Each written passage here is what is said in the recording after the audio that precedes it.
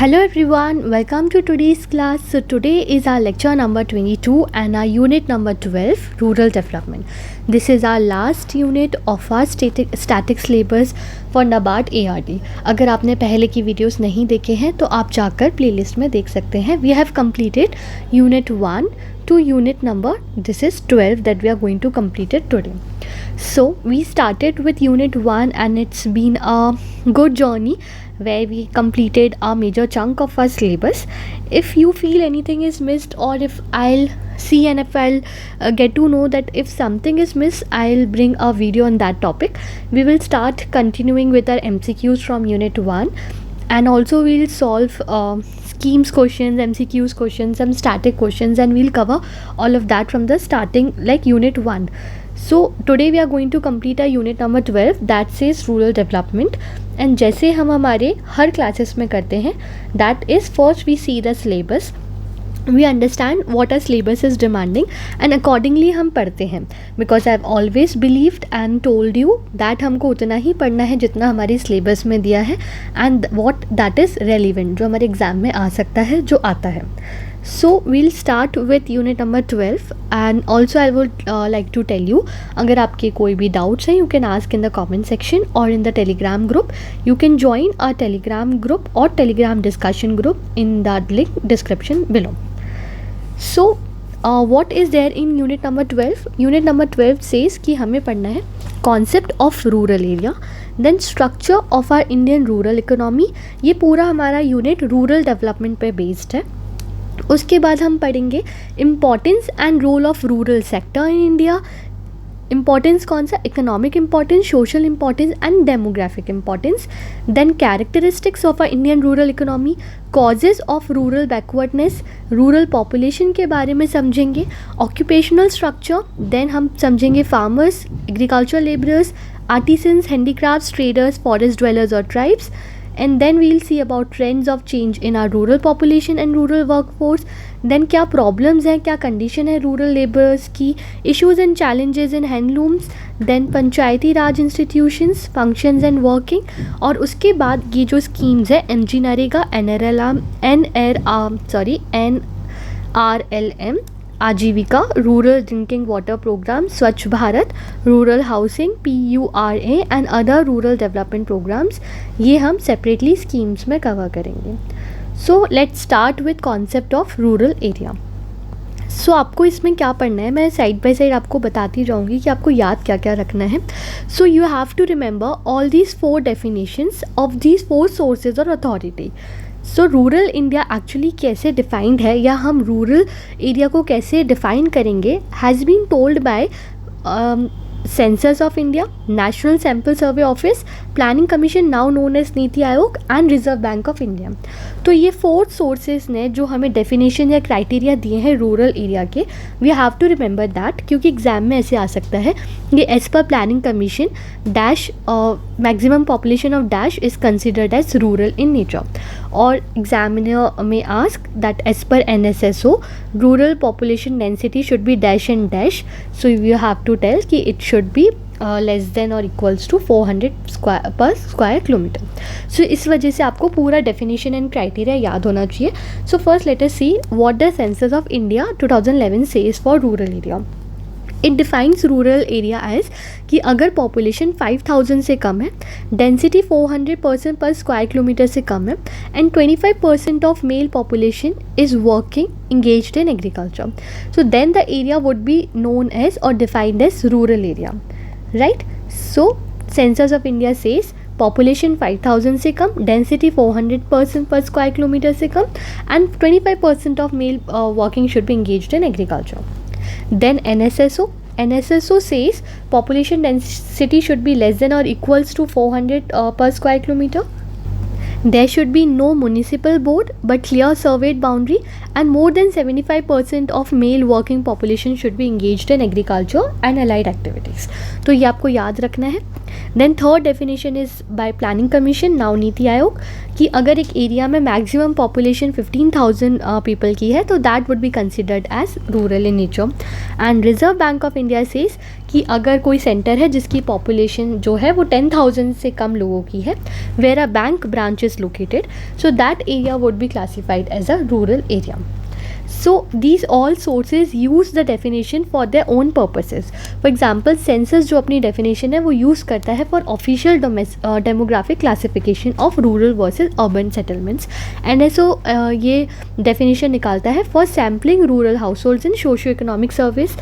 Planning commission या जो नीति आयोग है वो ये डेटा यूज़ करता है अपनी scheme planning and rural development program eligibility के लिए. And reserve bank of India use करता है for bank branch classification and priority sector lending norms. तो इस हिसाब से, इस बेसिस पे all these 4 sources have classified their own definitions and criteria for their own purposes और usages. So you have to remember all these definitions. Now let's move forward about some important census 2011 facts for rural economy. आज की हमारी class में हम बहुत सारे facts पढ़ेंगे. Number 1, हम बहुत सारे डेटा देखेंगे. नंबर 2, हम बहुत सारे सेंसस 2011 से रिलेटेड डेटा देखेंगे रूरल इंडिया के बारे में जो इम्पॉर्टेंट है. हम नंबर 3, एग्रीकल्चर से रिलेटेड बहुत इंपॉर्टेंट डेटा देखेंगे आज की क्लास में. तो आपको ये फैक्ट्स जो है जैसे जैसे मैं बताऊंगी you have to note it down and I try to make sure कि आपको ये फैक्ट्स आज ही की क्लास में याद हो जाए and it would not be an extra burden on your brain और anything. So let's start with starting important census 2011 facts for rural economy. यानी कि क्योंकि हमारा लेटेस्ट सेंसस अभी हमारे पास 2011 सेंसस है. So what according to 2011 census are rural villages in India. So as per census 2011 6,40,867 हमारे rural villages हैं हमारे इंडिया में, जो कि बड़े हैं 2001 के सेंसस से अबाउट 2,279 विलेजेस बड़े हैं. सो आपको ये डेटा याद रखने की ज़रूरत नहीं है, बस आप ये एक अप्रॉक्सीमेट फिगर आप याद रख सकते हैं कि अराउंड 640 हमारे रूरल विलेजेस हैं. Then what about rural population. Rural population कितनी है हमारी इंडिया में as per 2011 census. So as per 2011 census around 68.84%, that is around 833.1 million peoples are living in rural India. So this is the data that you have to remember. और ये आगे हम 3 से 4 बार और पढ़ेंगे सो आपको याद हो ही जाएगा कि अराउंड 68.8% जो लोग हैं वो रूरल इंडिया में रहते हैं, that is around 833 million people rural India में रहते हैं. नाउ टॉप 3 स्टेट्स कौन से हैं जहाँ पे मैक्सिमम रूरल पॉपुलेशन है. तो सबसे ज़्यादा पॉपुलेशन रूरल पॉपुलेशन है उत्तर प्रदेश में, that is around 18.6%. Then Bihar 11.1%. Then West Bengal में 7.5%. So you have to remember कि सबसे ज़्यादा रूरल इंडिया या रूरल पॉपुलेशन है UP, then Bihar and then West Bengal. And then अगर हम देखें कि बॉटम 3 स्टेट्स कौन से हैं, यानी कि सबसे कम रूरल पॉपुलेशन कहाँ पर है, so that is in Sikkim, then Mizoram and then Goa. सो यहाँ पर बॉटम 3 स्टेट्स हैं रूरल पॉपुलेशन के हिसाब से एंड यहाँ टॉप 3 स्टेट्स हैं as per rural population. Now we will see about structure of Indian rural economy. So अगर हम रूरल इकोनॉमी या इकोनॉमी का स्ट्रक्चर को डिवाइड करें, सो इकोनॉमी के स्ट्रक्चर को हम 2 ब्रॉड कैटेगरीज में डिवाइड कर सकते हैं. हमारी इकोनॉमी या तो रूरल इकोनॉमी हो सकती है या फिर हमारी इकोनॉमी नॉन रूरल इकोनॉमी हो सकती है. अगर हमारी इकोनॉमी रूरल इकोनॉमी है तो या तो वो एग्रीकल्चर बेस्ड इकोनॉमी हो सकती है या फिर वो नॉन एग्रीकल्चर बेस्ड इकोनॉमी हो सकती है. एक हमारा ब्रॉड क्लासिफिकेशन ये बोलता है, राइट. अगर हम देखें कि हमारी रूरल इकोनॉमी अगर एग्रीकल्चर इकोनॉमी है, सो एग्रीकल्चर में जो एक्टिविटीज़ हैं like farming, horticulture, life stock, fisheries, forestry, sericulture, allied agriculture services would be included under this agriculture economy. And if we say that our rural economy is non-agriculture based rural economy, so non-agriculture में rural industries जैसे कि handicrafts, khadi, village industries, mining, construction activities, services, tourism, ये सब आएगा non-agriculture activities में. अभी आगे चल कर हम इसे प्रॉपरली डिवाइड करेंगे, हमारा सेंसस क्या बोलता है, कितना परसेंटेज क्या चीज़ है वो हम आगे जाके समझेंगे. बट क्योंकि अगर अभी हम सिर्फ स्ट्रक्चर देख रहे हैं हमारी इंडियन रूरल इकोनॉमी का, सो वी आर अंडरस्टैंडिंग कि हमारा स्ट्रक्चर कैसे डिवाइडेड है. आज structure of economy is divided into rural and non rural. Then among rural agriculture and non-agriculture based activities. Now, what are main components of our rural economy? So rural economy को या किसी भी economy को हम components में अगर divide करते हैं तो हम उसे मेजरली 3 सेक्टर्स में डिवाइड करते हैं, primary sector, secondary sector and tertiary sector. Now what you have to remember from this table is, आपको ये पता होना चाहिए that what activities are included under which sector. This is very important. Even UPSC asked a question on this components in the year 2024 prelims. So this is very important part कि आपको पता होना चाहिए कि कौन से एक्टिविटीज़ जो हैं वो किस सेक्टर में आते हैं. फॉर एग्जांपल प्राइमरी सेक्टर में जो एक्टिविटीज़ आते हैं वो होते हैं agriculture, forestry, fisheries, mining. So these activities are primary sector activities. Then secondary में आते हैं industry based activities, agro processing, cottage industries, handlooms, handicrafts. So these are included under secondary sector. Then tertiary sector includes trade, services, transport, communication, financial services. तो ये सारे activities आते हैं tertiary sector में. So primary sector is a dominant sector जिसमें ये सारे activities आते हैं which is main source of livelihood of majority of workers. Secondary sector जो होता है वो value add करता है to farm products and it preserves traditional skills. Then tertiary sector supports both farm and non-farm activities because it includes trade, transport, communication services. तो ये support करता है दोनों ही farm and non-farm activities को.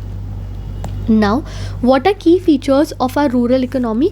अगर हम की फीचर्स की बात करें तो अगर हमारी रूरल इकोनॉमी को हम देखें, so see this part is also very important for mains perspective, mains descriptive writing. So अब उस हिसाब से भी इसको थोड़ा देखकर पॉइंट्स को समझें. अगर हम की फीचर्स की बात करते हैं हमारी रूरल इकोनॉमी के, so what are the key features? Firstly our rural economy is highly dependent on agriculture. The data we are going to see in latest slides, so you can note the data from there. But our rural economy is majorly और heavily agriculture dependent. हमारा जो majority of agriculture rural workforce है वो farming और allied activities में engaged है. अगर हम सेकेंड पॉइंट देखें, small and fragmented land holdings, इसका मतलब है कि जो हमारी लैंड होल्डिंग्स है वो काफ़ी फ्रेगमेंटेड है, यानी काफ़ी छोटे छोटे लैंड होल्डिंग्स में डिवाइडेड है. So average land holding size is just around 1.08 hectare and this is based on agri census of 2015-16. So agri census 2015-16 says कि हमारा एवरेज लैंड होल्डिंग साइज से 1.08 हेक्टर्स है. Now how this number is derived ये भी मैं आगे आपको बताऊंगी with all the facts and all. But you just learn this data because it has also been asked in PYQ of NABARD. So it's very important कि average land holding size जो है वो 1.08 हेक्टर है, ये आपको याद होना चाहिए. Now what is the third key feature of rural economy? It has low productivity, यानी हम बहुत ज़्यादा क्योंकि ट्रेडिशनल मेथड्स यूज़ करते हैं, limited mechanisation is there in rural India. So rural economy की productivity is low. Then under developed infrastructure because of roads, electricity, internet, irrigation facilities की कमी होने की वजह से there is under developed infrastructure. Then prevalence of informal sector because of low wages, no job security. Then social structure linked to occupation, that is caste and community based work is prevalent and therefore social structure is very much linked to occupation and that is one of the key feature of rural economy. Now we will learn about characteristics of our Indian rural economy. These characteristics are very important और इसके अंदर जो भी facts हम discuss करेंगे are very important and you have to note them down. So we will one by one study characteristics of Indian rural economy. What are characteristics? Characteristics यानी जो हमारी Indian rural economy है वो किन चीज़ों पे based है, क्या वहाँ पर शेयर है and everything. So firstly we are talking about agriculture dominated economy. हमने पढ़ा हमारी रूरल इकोनॉमी बहुत ज़्यादा एग्रीकल्चर डिपेंडेंट है, बहुत ज़्यादा एग्रीकल्चर डोमिनेट करता है हमारी इकोनॉमी को. पर वो कैसे करता है? See majorly around 65 to 70% of rural population जो है वो एग्रीकल्चर और अलाइड सेक्टर पर डिपेंडेंट है. So this is a very very major chunk of population that is dependent on agriculture and allied sectors. Then agriculture का जो share है in rural employment that is around 59.8% as per PLFS 23-24 data. PLFS stands for periodic labour force survey data. So periodic labour force survey का data बोलता है 23-24 का that around 60% agriculture का share है in rural employment. यानी जितने भी rural employment हो रहे हैं उसमें एटलीस्ट 60% जो है वो एग्रीकल्चर कंट्रीब्यूट कर रहे हैं. Then what is share in agriculture और share of agriculture in India's GDP.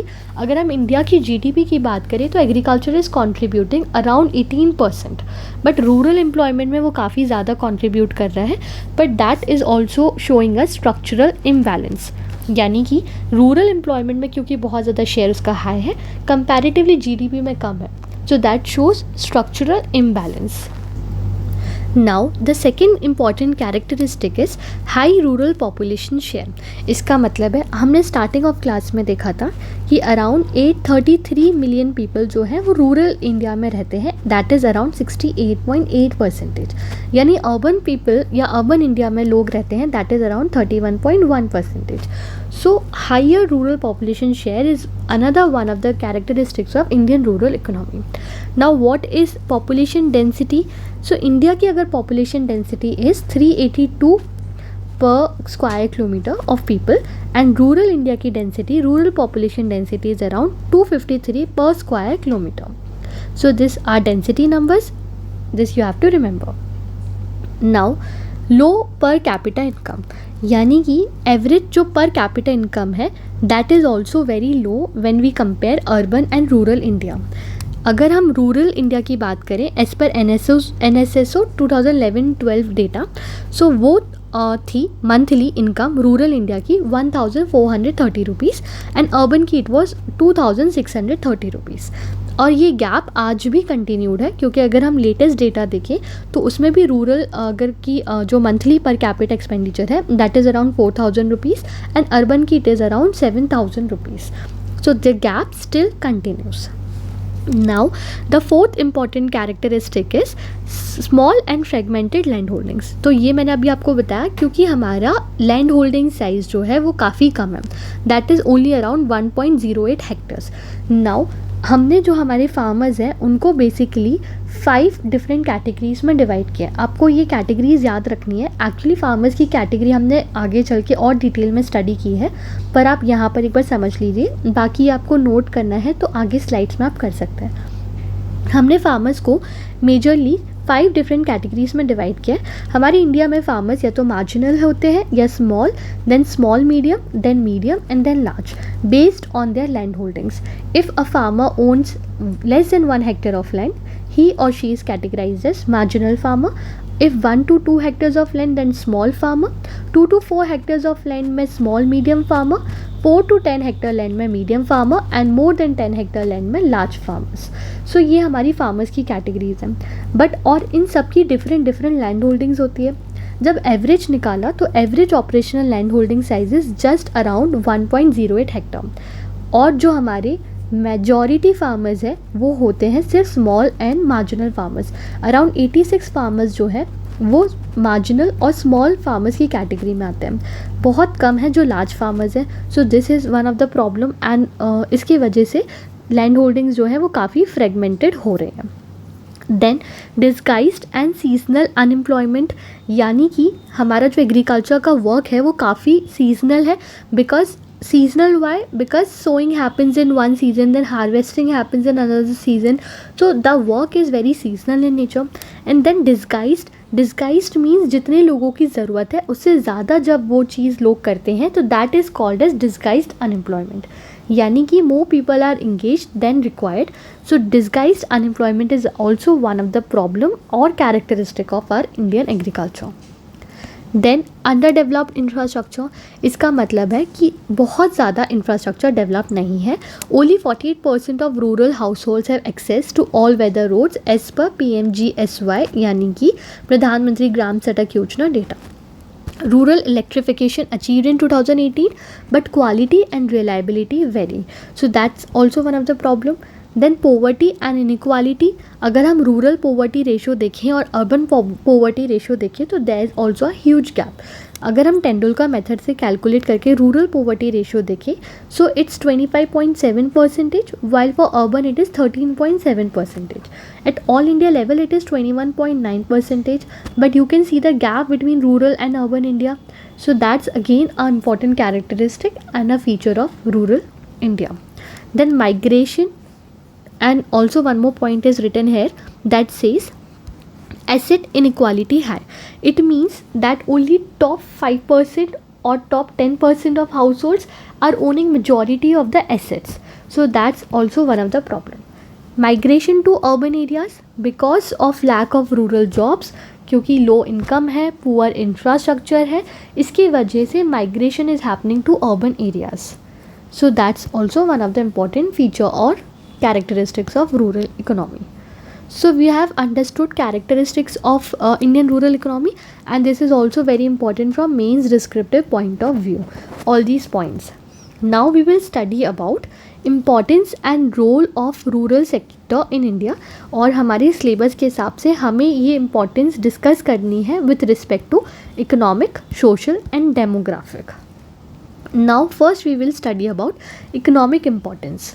So economic importance क्या है हमारी रूरल इंडिया की? सबसे पहले जीडीपी में contribution, because agriculture is contributing around 18% and majority of agriculture contribution is coming from rural sector. So rural sector has played and is playing an important role in agriculture, and agriculture is contributing in our GDP. Then employment generation, क्योंकि हमारी 65 to 70% rural population agriculture में employed है, engaged है. So that's also a very good and very important backbone for employment, especially in informal sector. Then food security, because India is largest producer of milk, second largest producer in wheat, rice. So this all is happening due to agriculture, in which rural sector is playing a very important role. Rural sector sustains PDS, nutritional securities and exports. Then raw material supply, क्योंकि जो agro based industries हैं जो कि vital है manufacturing and trade के लिए, so all that is happening due to agriculture support of rural India. Then market for goods, because rural FMGC market is worth rupees more than $100 billion. That's been estimated in 2023. So it's becoming a very good important market for goods, and it's also leading to rising rural incomes, which also helps in growing consumer base for two-wheelers, mobile phones and packaged goods. Now what are the social importance? Social importance कैसे? First cultural heritage जैसे कि जैसे Madhubani paintings है, Kutch embroidery है, या Channapatna toys of Andhra Pradesh. So all these is happening due to agriculture. Villages जो होते हैं वो प्रिजर्व करते हैं traditions, handicrafts, folk arts. So all this happening due to rural villages. Community support systems, because villages में आज भी बहुत ज़्यादा प्रिविलेंट है joint family system, strong kinship ties यानी साथ में रहना, जॉइंट फैमिली सिस्टम. तो ये बहुत ज़्यादा इंपॉर्टेंट है और ये एक बहुत ज़्यादा सोशली एक इम्पॉर्टेंट रोल प्ले कर रहे हैं विलेजेस हमारे कल्चर में. देन ट्रेडिशनल स्किल्स, हमारे विलेजेस आज भी प्रिजर्व किए हुए हैं हैंडलूम्स, हैंडीक्राफ्ट्स, पॉटरीज, कारपेंट्री की स्किल्स. ऑल्सो हैंडलूम सेंसस बोलता है कि 95% हैंडलूम वीवर्स रूरल इंडिया में है. सो दैट पोर्ट्रेज की रूरल इंडिया की कितनी इंपॉर्टेंस है in preserving all these traditional skills. Then food and lifestyle diversity मतलब कि जैसे कि पुष्कर मेला होता है, Onam festival, Baisakhi festival is celebrated. So ये सब भी जो प्रिजर्व करने में बहुत ज़्यादा इंपॉर्टेंट रोल प्ले कर रहा है, that is our villages. So all these points are very important for mains perspective. अगर मेंस में इसके ऊपर कोई भी क्वेश्चन आता है, for example asking you about importance of rural India, तो अगर आपको ऐसे ही क्लासीफाई करना है economic importance, social importance, demographic importance and social importance में आप ये सारे पॉइंट्स मेंशन करेंगे. Then demographic importance, so demographic importance मतलब क्योंकि मेजॉरिटी जो पॉपुलेशन है that's still living in villages. So 68.84% people are still living in villages, so that's population share is very very high. Then labor supply, because rural India is supplying labor जो कि बहुत ज़्यादा crucial है, critical है for construction, manufacturing and services. बहुत ज़्यादा rural youth जो है माइग्रेट कर रहा है अर्बन के लिए फॉर जॉब्स. एज प्रोफाइल यानी जो मीडियन एज है वो रूरल की लोअर है देन अर्बन इंडिया. सो जो यंग वर्क फोर्स है वो रूरल इंडिया प्रोवाइड करता है. जिसकी वजह से potential demographic dividend also we have a good potential in demographic dividend. Then about gender roles यानी कि वुमेन जो है रूरल इंडिया में वो काफ़ी कंट्रीब्यूट करती हैं लेबर फोर्स में. Also women have contributed a lot in agriculture labour force. So a gender inclusive rural policy is just the need of the hour, but rural India is playing a very good and important role in gender also. Now let us see our syllabus. हमने rural area का concept पढ़ लिया है. Structure we have studied. Importance and role we have studied in respect of economic, social and demographic, and characteristics भी हमने पढ़ लिया. Now we will study about causes of rural backwardness. So causes of rural backwardness. तो causes में हम बहुत सारी causes पढ़ेंगे जिसकी वजह से हमारी रूरल एरिया में बैकवर्डनेस आ रही है. So firstly we'll study about economic causes. So economic causes क्या, जैसे first is over dependence on agriculture, because majority of chunk of people are dependent on agriculture, which means there is more pressure on land. And also इसकी वजह से क्या होता है, इसके वजह से हो रहा है disguised unemployment, seasonal unemployment, low income. So all these problems are happening क्योंकि बहुत ज़्यादा लोग जो हैं वो एग्रीकल्चर पर डिपेंडेंट हैं. देन लो एग्रीकल्चर प्रोडक्टिविटी, यानी कि एग्रीकल्चर पर डिपेंडेंट तो हैं ही लोग, पर उसके अलावा जो एग्रीकल्चर की प्रोडक्टिविटी है वो भी काफ़ी कम है. If we compare from global level, global yield को अगर हम कंपेयर करें तो इंडिया की जो ईल्ड है वो काफ़ी कम है. हमारे पास एरिया काफ़ी ज़्यादा है बट ईल्ड हमारे पास काफ़ी कम है. And that low yield is happening due to poor irrigation, technology gaps. So that is one of the major problem that rural India is suffering from. Then unequal land distribution, because we studied, जब हमने 5 categories of farmers study किया था, so we studied कि around there are 86% of farmers that are small and marginal farmers जिनके पास land holding less than 2 hectares of land है. So this means fragmentation ज़्यादा हो रहा है and there is and what does it do, fragmentation के वजह से होता है कि हमारी जो investment है वो limit हो जाती है in modern farming. Then poor rural infrastructure, that we have already studied, क्योंकि बहुत सारे villages, around 54% of villages lack all weather roads. So इसके वजह से मार्केट का एक्सेस जो है वो रेस्ट्रिक्ट होता है. Then limited non farm employment, because rural manufacturing जो है it's contributing less than 20% of rural GDP. सो जो मैन्युफैक्चरिंग है उसके ऊपर जो फोकस है वो काफ़ी कम है एंड एग्रीकल्चर पर डिपेंडेंस बहुत ज़्यादा है. Then what about social causes. Social causes यानी literacy, illiteracy, skill gaps, caste discrimination, gender discrimination या कंजर्वेटिज्म जो हो रहा है, that we will study on social causes. इसका मतलब ये हुआ क्योंकि लिटरेसी लेवल काफ़ी कम है. रूरल लिटरेसी अगर हम बात करें तो सेंसस 2011 बोलता है it's only around 67.8%, while all India level पर ये परसेंटेज काफ़ी हाई है इसके कंपैरिजन में. So there is a huge gap. Also अगर मेल्स की हम बात करें तो that is 77% around approx, and female का इट इज़ अप्रॉक्स 57%, यानी फीमेल लिटरेसी काफ़ी कम है.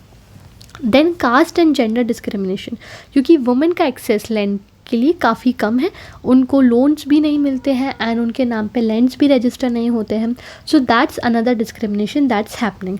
उसके बाद सोशल कंजर्वेटिज्म, यानी क्योंकि हमारा रूरल इंडिया बहुत ज़्यादा रेजिस्टेंस है टू चेंज, बहुत ज़्यादा मुश्किल हो जाता है वहाँ कोई भी चेंजेस लाना, कोई भी रिफॉर्म्स लाना.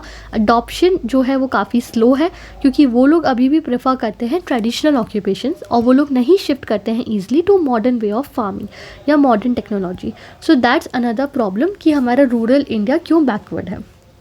देन इंस्टीट्यूशनल कॉजेज़ जैसे वीक फाइनेंशियल इंक्लूजन, क्योंकि हमारे प्रधानमंत्री जनधन योजना के बावजूद भी जो रूरल क्रेडिट है वो बहुत ज़्यादा इनफॉर्मल लेंडर्स से डोमिनेटेड है. और इनफॉर्मल लेंडर्स क्या करते हैं, डेब्ट ट्रैप्स में फंसा लेते हैं, हाई इंटरेस्ट रेट्स चार्ज करते हैं. So that's again a important problem.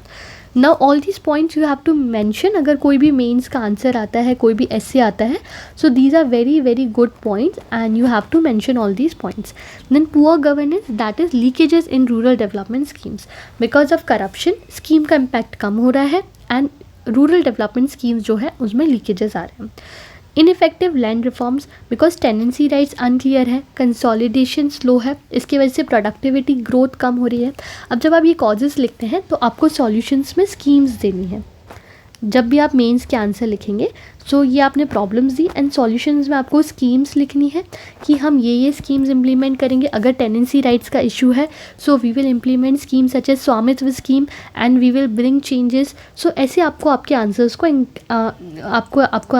को आपको फैक्ट से एनरिच करना होता है. So that would really help you in a long run. Then what are technological causes.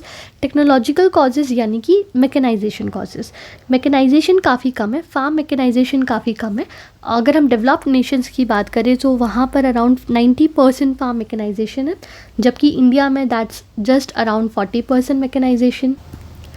Then limited irrigation, क्योंकि सिर्फ 52% of net sown area is irrigated approximately. Then inadequate post harvest facility, यानी कि lack of cold chain storage, जिसकी वजह से food grain loss होता है annually around 4 to 6%. Then what about policy and implementation gaps, क्योंकि टॉप टू डाउन अप्रोच की वजह से लोकल नीड्स जो है वो इग्नोर हो जाती हैं. So that's one of the major problem. Then fragmentation of schemes, that leads to overlap and duplication and short term political focus, जिसकी वजह से long term sustainability neglect हो जाती है. So these are all policy and implementation gaps that also one of the issue of rural backwardness. Now environmental causes, I think numbering is wrong, so this is third, fourth, fifth cause and then this is sixth, environmental causes. So environmental causes यानी soil degradation is one of the main issue, क्योंकि 30% of India's land is degraded, जिसकी वजह से lower productivity आती है. Water scarcity, बहुत सारे maximum blocks around 54% of blocks in India water stressed, जिसकी वजह से मल्टीपल क्रॉपिंग इफेक्ट होती है. जैसे अब जब मेंस के आंसर लिख रहे हैं, सो अगर आप ये कोट्स फिगर कोट्स करते हैं, so that will give you a better value addition to your answers. Then climate change, increasing erratic rainfall, droughts, जिसकी वजह से लाइवलीहुड्स के लिए रिस्क है. So all these causes are contributing to rural backwardness in India. Now we will start with topic of rural population in India. So rural population in India, we have already seen this कि rural population is 833 million and जिसका मतलब है 68.8% people जो है वो rural में रहते हैं and around 31.1% जो लोग हैं वो urban India में रहते हैं. Population density also we studied, that's 382 at India level and rural population density is around 253% per square kilometer. Now top 3 states and top bottom states also we have studied कि UP, Bihar and West Bengal are top 3 states and Sikkim, Mizoram and Goa are top bottom 3 states in accordance of rural population. कितनी rural population है उस हिसाब से.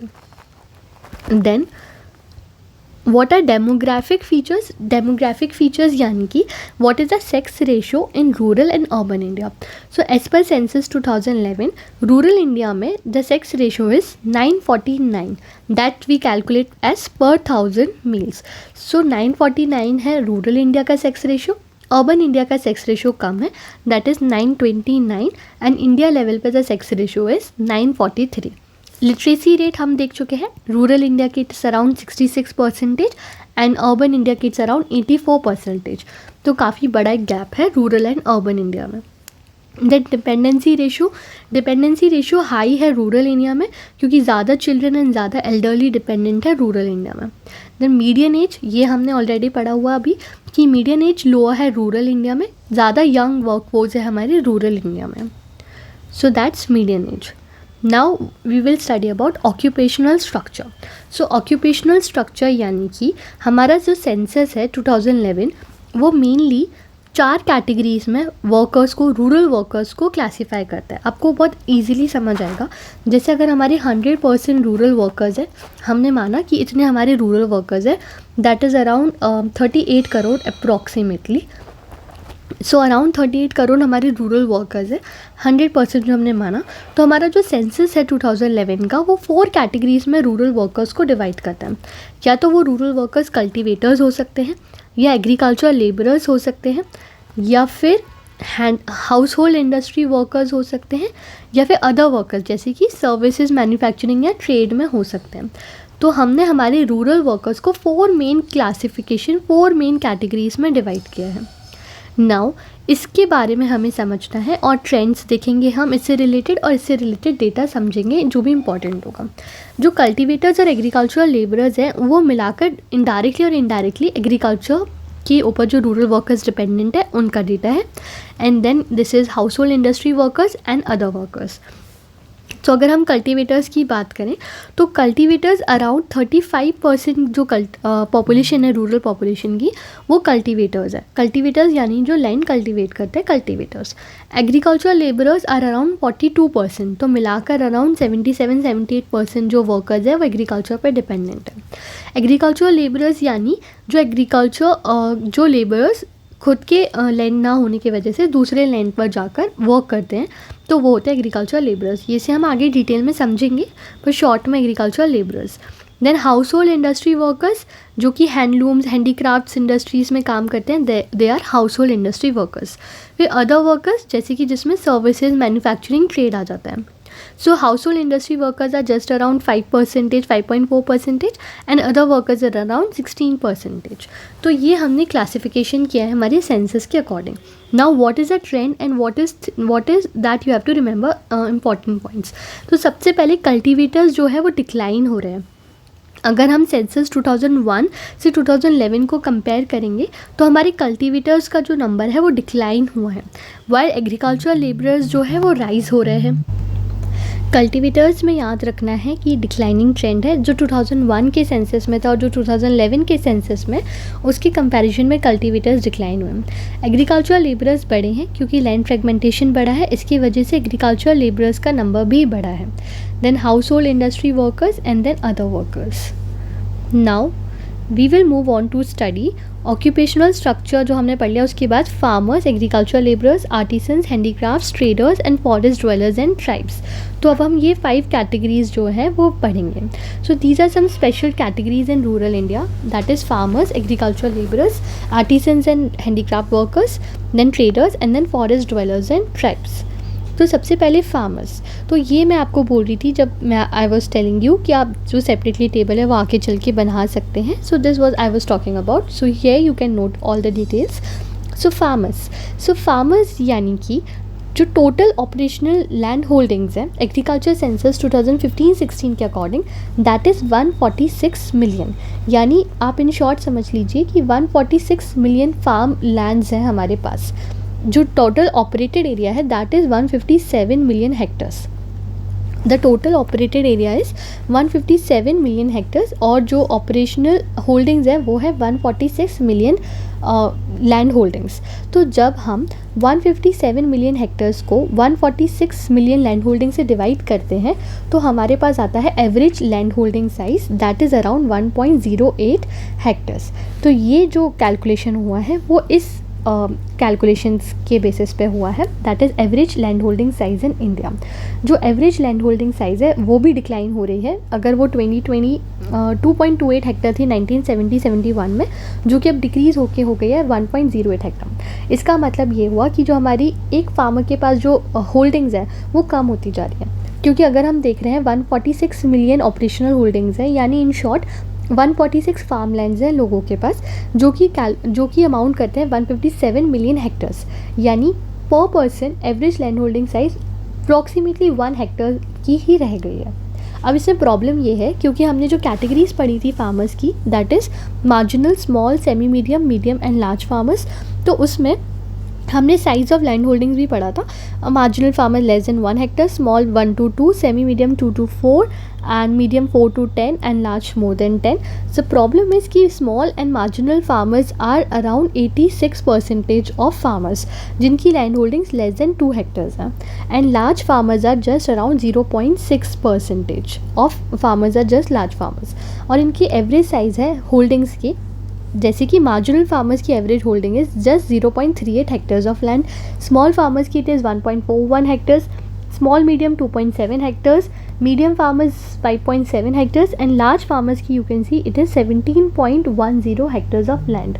इसलिए हम बोलते हैं कि एवरेज जो लैंड होल्डिंग है that is just around 1.08 hectares, but ये जो डिफरेंट क्लासिफिकेशन है उनकी लैंड होल्डिंग्स ये दी हुई हैं। So that is all about farmers. Now agriculture labourers, so agricultural labourers यानी कि या तो वो लैंडलेस है या नियर लैंडलेस वर्कर्स हैं जो कि वेजेस अर्न करते हैं या तो कैश में या काइंड शेयर में by working on other farms. As per census ये डेफिनेशन दी हुई है जो मैंने आपको एक्सप्लेन भी की थी अभी। नाउ एग्रीकल्चर लेबरर्स का जो नंबर है वो बढ़ रहा है। अभी हमने जब ट्रेंड्स देखे थे यहाँ हम समझ रहे थे कि एग्रीकल्चरल लेबरर्स का नंबर है वो बढ़ रहा है क्योंकि लैंड फ्रेगमेंटेशन हो रहा है, कल्टिवेटर्स का नंबर कम हो रहा है, राइट। तो एग्रीकल्चरल लेबरर्स जो है वो अराउंड 144 मिलियन जो पीपल हैं वो एग्रीकल्चरल लेबरर्स हैं एज पर सेंसस 2011। पर ये नंबर जो है वो बढ़ रहा है क्योंकि लैंड फ्रेगमेंटेशन हो रहा है, लैंड डिवाइड हो रहा है, इसकी वजह से एग्रीकल्चरल लेबरर्स का नंबर और बढ़ रहा है। PLFS डेटा बोलता है around 46% of workforce is engaged in agriculture. Now what is the problem? Problem is wages, क्योंकि रूरल एग्रीकल्चर वेजेस जो है वो मिनिमम वेजेस के भी नीचे हैं, इसकी वजह से वाइड इंटरस्टेट वेरिएशन भी आता है। Also the problem is seasonal unemployment, indebtedness to local money lenders and lack of social security. Now our third category is artisans. Artisans यानी कि कोई भी स्किल्ड क्राफ्ट वर्कर जो कि यूजुअली या तो हैंडीक्राफ्ट में इंगेज्ड है या हैंडलूम में इंगेज्ड है। हम सेपरेटली जब हम सेंसस रिपोर्ट्स सबकी क्लासेस करेंगे we will separately study handloom census and all everything, but यहाँ पर हम शॉर्टली डिटेल देख रहे हैं because it's there in our syllabus. So handlooms का अगर हम डेटा देखें so there are around 3.5 million workers they are engaged in handlooms, that is around 35 lakh people या 3.5 मिलियन वर्कर्स जो कि हैंडलूम में इंगेज्ड अभी, जिसमें से ऑलमोस्ट 90-95% जो है वो विलेजेस में ही कॉन्सेंट्रेटेड हैं लोग। अब हैंडलूम्स में कुछ वीवर्स हैं और कुछ अलाइड वर्कर्स हैं। वीवर्स में approximately 26.7 lakh people are weavers and around 8.4 lakh people are allied workers. This we are talking about handlooms. And if we talk about handicrafts, so handicrafts में there are around 69 lakh people engage और 6.9 million artisans जो handicrafts में engaged हैं, जिसमें से mail 30.25 lakh है and female 38.61 lakh है। That is 43% around जो है वो मेल आर्टिसंस हैं हैंडीक्राफ्ट्स में एंड अराउंड 56% जो है वो फीमेल हैंडीक्राफ्ट आर्टिसंस हैं। So these are some facts जो आपको याद होने चाहिए एंड सेपरेटली हम हैंडीक्राफ्ट्स हैंडलूम के सेंसस जब पढ़ेंगे so we will cover data जो वहाँ उस टाइम रेलिवेंट होगा। Now traders in rural India, traders यानी कि जो कि वीकली मार्केट्स में हाट लगाते हैं, मंडीज़ लगाते हैं, विलेज शॉप्स लगाते हैं, वो हो गए ट्रेडर्स। इनका मेन रोल है कि वो रूरल प्रोड्यूसर्स को कंज्यूमर से जोड़ते हैं एंड अर्बन मार्केट से कनेक्ट करते हैं। Now India is also have around 21,000 of rural hearts and हमारे पास APMC मंडीज़ है around 7,000 APMC mandis. But the problem is कि मिडिल मैन में बहुत ज़्यादा डिपेंडेंस है, price fluctuation is a problem and storage gaps is one of the major problem. Now fifth category is forest dwellers और tribes. तो अगर हम scheduled tribe की पॉपुलेशन देखें एज पर सेंसस 2011 तो scheduled tribe approximately 8.6% of population contribute करते हैं, that is around 10.45 crore of people. यानी हमारे पूरे पॉपुलेशन का अराउंड 10.45 करोड़ जो लोग हैं, यानी अप्रॉक्सीमेटली 8.6% ऑफ पॉपुलेशन जो लोग हैं वो शेड्यूल्ड ट्राइब से बिलोंग करते हैं। अब ये शेड्यूल्ड ट्राइब के जो लोग हैं अप्रॉक्सीमेटली 90% ऑफ शेड्यूल्ड ट्राइब की जो पॉपुलेशन है वो रूरल एरियाज़ में रहती है। सो आपको ये याद रखना है अप्रॉक्सीमेटली 90% जो शेड्यूल्ड ट्राइब पॉपुलेशन है वो रूरल एरियाज़ में रहती है। अब जो शेयर है शेड्यूल्ड ट्राइब का वो इंडिया में 8.6% है, बट रूरल पॉपुलेशन में जो ST का शेयर है दैट इज़ अराउंड 11.3%। नाउ आपको याद रखना है फॉरेस्ट राइट एक्ट ऑफ 2006 जो कि लैंड राइट्स ग्रांट करता है to forest dwellers and TRIFED supports marketing of tribal products. तो आपको ये एक्ट याद रखना है फॉरेस्ट राइट एक्ट ऑफ 2006 जो कि लैंड राइट्स ग्रांट करता है to forest dwellers. Now we have seen this कि जो शेड्यूल्ड ट्राइब्स हैं they are approximately 10.45 crore 8.6% of total Indian population and rural share is around 89-90%। Now states with highest ST population is Madhya Pradesh, Maharashtra, Orissa, Rajasthan, Gujarat जो कि central और north eastern area में concentrated है। Livestock में contribute करते हैं agriculture, forestry, shifting cultivation, then non timber forest producers जैसे कि bamboo, tendu leaves, honey, medicinal plants etcetera. Then उनको कॉन्स्टिट्यूशनल सेफगार्ड्स मिला हुआ है, कैसे 5th और 6th शेड्यूल में अंडर फॉरेस्ट राइट्स एक्ट 2006, आपको ये भी याद रखना है। Then what are the main challenges associated, क्योंकि उनका डिस्प्लेसमेंट कर देते हैं हम प्रोजेक्ट्स की वजह से। लो लिटरेसी है, हेल्थ इश्यूज़ है, मार्केट एक्सप्लॉयटेशन है, लिमिटेड इंफ्रास्ट्रक्चर है, इसकी वजह से forest dwellers and tribes are suffering. So these are some of the challenges. Now we have completed up till here हमारे सिलेबस का, और अब हम शुरू करेंगे trends of change in rural population and rural workforce. So let's start with trends of change in rural population and rural workforce. तो ये हम अब याद अच्छे से कर चुके हैं कि 68.8% रूरल पॉपुलेशन है, दैट्स अराउंड 833 मिलियन पीपल। और प्रॉब्लम क्या है, अब ट्रेंड्स क्या है, ट्रेंड्स ये है कि हमारा जो इंडिया है that's going towards urbanisation. What does it means, it means is कि 2001 में अगर rural share was around 72%, urban India में it was less share, but 2011 आते आते the rural India share became 68.84%, and now it is projected कि जो rural India का share है इट विल मोर डिक्रीज। तो इसकी वजह से क्या हो रहा है, इसका मतलब ये है कि हम अर्बनाइजेशन की तरफ जा रहे हैं and our population is shifting more towards urban areas, and rural population growth is also slowing. अगर रूरल पॉपुलेशन ग्रो कर रही थी 1.77% पर ईयर के बेसिस पे इन द ईयर 1991 टू 2001, उसके बाद 2001 टू 2011 द ग्रोथ परसेंटेज कम हो गया, it became just 1.15%।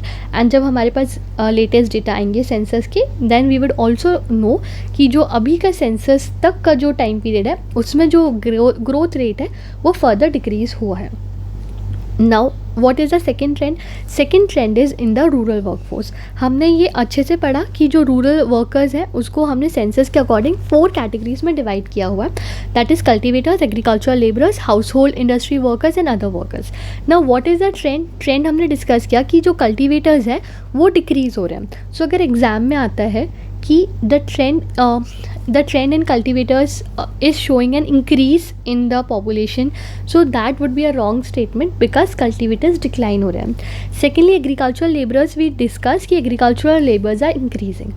Total agriculture workers यानी कि कल्टिवेटर्स और एग्रीकल्चर लेबरर्स को अगर हम कंबाइनली बात करें तो वो भी इंक्रीज़ हो रहा है, बट जो शेयर है एग्रीकल्चर का वर्क फोर्स में वो कम हो रहा है, यानी कि परसेंटेज जो है वो कम हुआ है, यानी जो लोग एग्रीकल्चर में एम्प्लॉयड वर्क फोर्स जो पहले एम्प्लॉयड था वो अब कम हुआ है फ्रॉम 58 to 54%, बट जो नंबर है लोगों का वो बड़ा है। So these are some of the trends, and now our next topic is problems and conditions of rural labourers. तो ये हम ऑलरेडी सब पढ़ चुके हैं, बट हम शॉर्ट में एक बार समझते हैं कि रूरल लेबरर्स क्या होता है। रूरल लेबरर्स यानी वो पर्सन जो फार्म या नॉन फार्म जो रूरल इंडिया में जो वर्क है उसमें जो इंगेज है वो हो गए रूरल लेबरर्स। इनको हम कैश या काइंड में पे करते हैं and they do not own significant productive assets. हमने रूरल लेबरर्स को 2 कैटेगरीज में डिवाइड किया है। फर्स्ट इज एग्रीकल्चरल लेबरर्स जो हम पढ़ चुके हैं, एक और बार देखेंगे, and then non farm rural labourers जो कि नॉन फार्म रूरल लेबरर्स यानी जो construction, small scale industries, transport services में वर्क कर रहे हैं। Now agricultural labourers we have already studied, workers they are engaged in agricultural activities on farm owned by others in exchange for wages in cash, kind or both। What are key features, mostly ये landless या marginal farmers होते हैं, इनका income source जो होता है वो farm wages होते हैं, खुद का कल्टीवेशन नहीं होता है। उनको ऑफन जो पेमेंट है वो काइंड में भी मिल सकता है या कैश में भी मिल सकता है। वर्क सीजनैलिटी होती है, यानी कि वर्क जो है वो सोइंग या हार्वेस्टिंग के टाइम ज़्यादा होता है, इसके वजह से सीजनल अनएम्प्लॉयमेंट होता है ऑफ सीजन में। सोशल प्रोफाइल यानी लार्ज प्रोपोर्शन जो वर्कर्स होते हैं वो schedule caste, schedule tribes and other socially disadvantage community से बिलोंग करते हैं। So these are our agricultural labourers. NSSO बोलता है कि अगर वो हाउस होल्ड जिनका 50% जो टोटल इनकम है पिछले 1 साल में वो एग्रीकल्चरल लेबर ऑक्यूपेशन से आ रहा है, उनको हम एग्रीकल्चरल लेबर हाउस होल्ड्स में इंक्लूड करेंगे। NSSO सेज दैट जो हाउस होल्ड्स 50% से ज़्यादा अपना income in the last 1 year ले रहे हैं फ्रॉम एग्रीकल्चरल लेबर ऑक्यूपेशंस, उनको हम agricultural labour house holds include करेंगे या मानेंगे। So this is said bye NSSO। Now हमने एग्रीकल्चरल लेबरर्स को दो मेन कैटेगरीज में डिवाइड किया.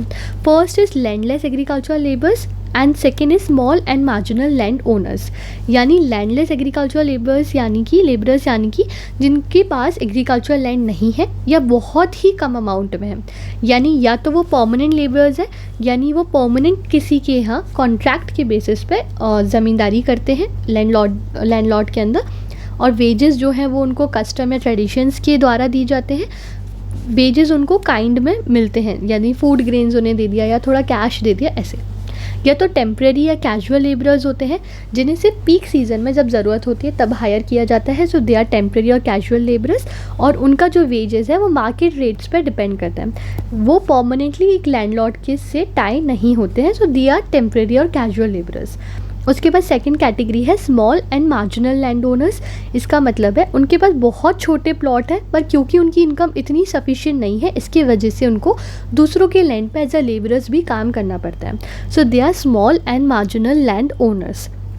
Now they can include cultivators जिनके पास बहुत ही कम लैंड है, इसकी वजह से वो दूसरों के लैंड पे वेजेस के लिए काम करते हैं.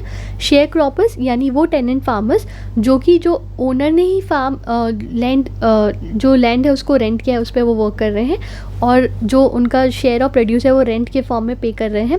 एंड लीज होल्डर्स यानी वो टेनेंट्स जो कि लैंड को लीज करते हैं और लेबरर्स की तरह भी काम करते हैं. सो ये है हमारे small and marginal land owners. Now our second category is non-farm rural laborers.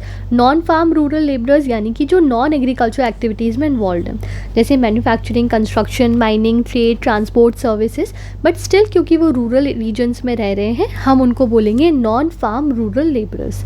इसकी एक की फीचर है कि वो इनफॉर्मल सेक्टर का पार्ट होते हैं. जॉब सिक्योरिटी नहीं है, सोशल सिक्योरिटी बेनिफिट्स नहीं है, कोई भी रिटर्न कॉन्ट्रैक्ट्स नहीं है उनके पास. इसकी वजह से सीजनल या इरेगुलर एम्प्लॉयमेंट मिलता है, और टेम्प्रेरी उनको ऑफन अर्बन एरियाज़ में माइग्रेट करना पड़ता है फॉर जॉब्स. उन्हें मोस्टली कैश में पे किया जाता है. So they are non farm rural labourers. Now इसके टाइप क्या हो सकते हैं? या तो वो रूरल कंस्ट्रक्शन में इंगेज्ड है, रूरल कंस्ट्रक्शन जैसे रोड्स में, रूरल हाउसिंग, इरिगेशन प्रोजेक्ट्स, या small scale cottage industry workers हैं, handlooms, handicrafts, pottery, food processing. Service sector workers हैं जैसे कि ट्रांसपोर्ट, रिक्शा, ट्रैक्टर ड्राइविंग, ये सब वो कर रहे हैं. रिपेयर सर्विसेज, या रूरल आपने देखा होगा रूरल शॉप्स होती हैं, छोटे छोटे ट्रेडर्स होते हैं. या फिर MG नरेगा वर्कर्स हैं यानी कि वो पब्लिक वर्क प्रोग्राम के अंदर इंगेज्ड हैं. Now we will study about Panchayati Raj institutions. ये सारे टॉपिक्स हमने कवर कर लिए हैं, and our last topic that is left is Panchayati Raj institutions. और उसके बाद ये सारी स्कीम्स जो हैं वो हम स्कीम्स की क्लासेस में डिस्कस करेंगे. Right, so we will study about Panchayati Raj institutions.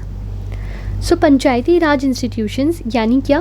Panchayati Raj institutions in short आप समझिए लोकल गवर्नमेंट्स जो होती हैं उनकी बात हम कर रहे हैं. सो 1882 में लॉर्ड रिपन, उस टाइम के जो वाइसरॉय थे, उन्होंने एक रेजोल्यूशन इशू किया that is called as Magna Carta of local self government. उन्होंने एक रेजोल्यूशन पास किया, इसलिए उनको हम father of local self government भी मानते हैं, Lord Ripon, in the year 1882. तो आपको ये फैक्ट्स याद करने हैं कि first of all Lord Ripon is considered as father of local self government in India, and Lord Ripon in 1882 उन्होंने रेजोल्यूशन पास किया था जिसको Magna Carta of local self government भी कहा जाता है. Then Government of India Act came in 1919 and second Government of India Act came in 1935. तो ये जो दो गवर्नमेंट ऑफ इंडिया एक्ट थे, सबसे पहले 1919 के एक्ट में विलेज पंचायत को स्टैब्लिश किया गया number of provinces. So in 1919 government of India act village panchayats को स्टैब्लिश किया गया, और 1935 का जो गवर्नमेंट ऑफ इंडिया एक्ट आया उसमें भी ये ट्रेंड को कंटिन्यू किया गया. Nearly one third of villages of India had traditional panchayat at the time of independence. Now you have to remember the name of these committees. सबसे पहले बलवंत राय मेहता कमेटी इन 1957 ने रिकमेंड किया था 3 tier system for democratic decentralisation.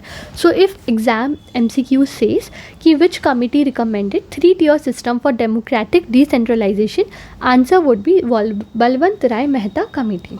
And this is also very important for your RBI exam if you are studying so. Then constitutional status, 73rd constitutional amendment of 1992 that came into effect on 24th April 1993, that's also celebrated as National Panchayati Raj Day. इस constitutional amendment act ने एक constitutional status दिया पंचायती Raj institutions को. For municipality, the amendment act is 74th Constitutional Amendment Act of 1993. Actually the act is 1992 और यहाँ पे 1991, क्योंकि भाई इम्प्लीमेंट हुआ था लेटर, इसलिए उसको ऐसे लिखा हुआ है. Then it also added part 9 to constitution, that is article 243 to 243O and the 11th schedule in the constitution.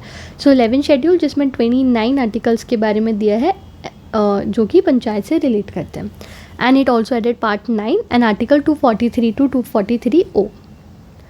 Now हमने ये जो 3 टीयर्स की बात कर रहा था बलवंत राय मेहता कमेटी, उस 3 टीयर्स को ऐसे डिवाइड किया है. First tier is relating to gram panchayat village level पे, जिसका हेड होता है सरपंच या प्रधान. सेकेंड टीयर में पंचायत समिति आती है जो ब्लॉक या इंटरमीडिएट लेवल पे काम करता है, जिसका हेड होता है चेयरमैन. एंड थर्ड टीयर पे जिला परिषद होता है जो डिस्ट्रिक्ट लेवल पे आता है, जिसका हेड होता है प्रेसिडेंट या चेयरपर्सन. सो आपको बस बेसिक पता होना चाहिए, आपको बहुत ज़्यादा डिटेल में जाने की ज़रूरत नहीं है. यू जस्ट कैन रिमेंबर कि Balwant Rai Mehta committee recommended 3 tier system and these are 3 tiers of the panchayat and इसका कॉन्स्टिट्यूशनल स्टेटस ये है. उसके बाद ये जो कुछ फैक्ट्स हैं आप बस इतना याद कर लीजिए. Now PISA Act of 1996, that is Panchayati Extension to Scheduled Area Act of 1996. This is another act जो कि पास हुआ था 1996 में, जो कि एक्सटेंड करता है 73rd कॉन्स्टिट्यूशन अमेंडमेंट एक्ट को शेड्यूल्ड एरियाज़ में. यानी जो हमारे 5th शेड्यूल के एरियाज़ हैं जहाँ पर नॉर्मल पंचायती राज प्रोविज़न एप्लीकेबल नहीं होंगे, वहाँ पर हमने इसको एक्सटेंड करके पहुँचाया. तो that is Panchayati extension to scheduled areas act.